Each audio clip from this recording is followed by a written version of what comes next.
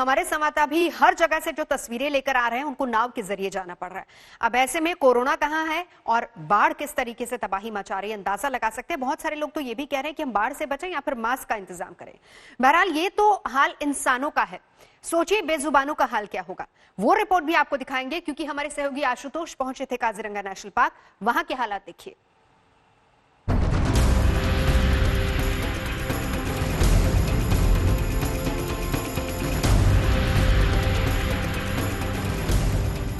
भारत का पूर्वोत्तर राज्य असम, वो राज्य जहां के काजीरंगा नेशनल पार्क के जानवरों की तस्वीरें हमारी आपकी आंखों को सुकून देती थीं।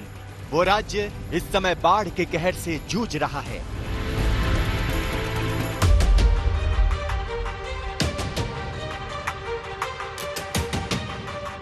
आज तक संवाददाता आशुतोष मिश्रा असम में महाप्रलय की कवरेज करते हुए काजीरंगा नेशनल पार्क पहुंचे, जहां ब्रह्मपुत्र के विनाशकारी लीला ने अपना रौद्र रूप दिखाते हुए सब कुछ जलमग्न कर दिया है।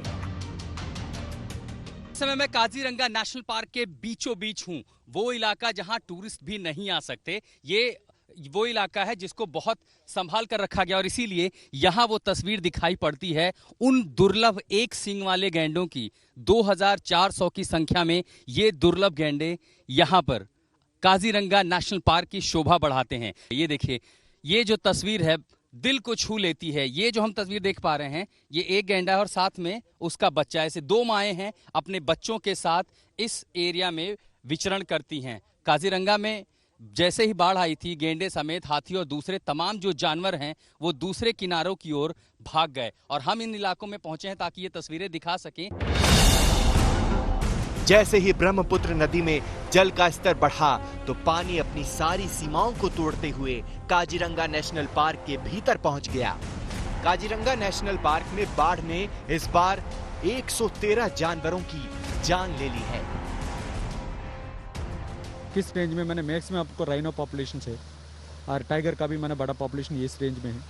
इस साल अभी तक हम लोग का मैंने 113 राइनो का मैंने डेथ हो चुका है। मैंने 113 का जानवर मर चुका है, उसमें 11 राइनो से। काजीरंगा नेशनल पार्क की तस्वीर कितनी भयावह है, ये दिखाने के लिए आज तक संवाददाता आशुतोष मिश्रा उन इलाकों में गए जिसे इस जंगल का सबसे सुरक्षित इलाका माना जाता है।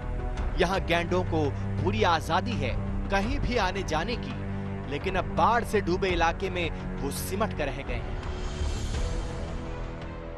अब मैं उस इलाके में हूं जिसे प्रोटेक्टेड लैंड कहा जाता है और ये कितना खूबसूरत है ये मैं आपको दिखाता हूं।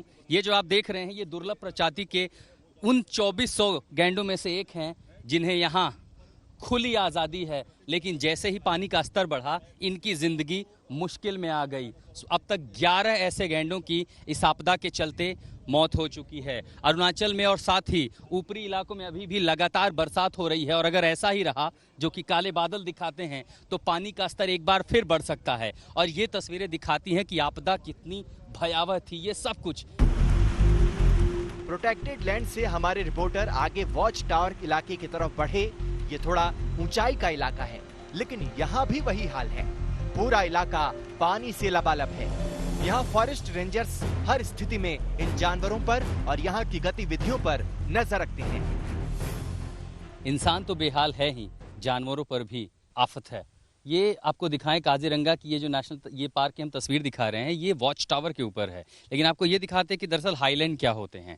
ये एक तटीय किनारा नहीं है, पानी के बीचों बीच में इसे बनाया गया है। प्रशासन की ओर से इसको तैयार किया गया है ताकि ये लगभग 12 फीट ऊंचा इलाका है ताकि पानी यहाँ तक ना पहुँचे और जैसे ही बाकी इलाकों में पानी बढ़े जो जानवर हैं, चाहे वो सबसे ज़्यादा जो कि दुर्लभ प्रजाति की ये गैंडे यहाँ पर हैं, वो इन इलाकों में चले जाएं और कम से कम उनकी जान बच जाए।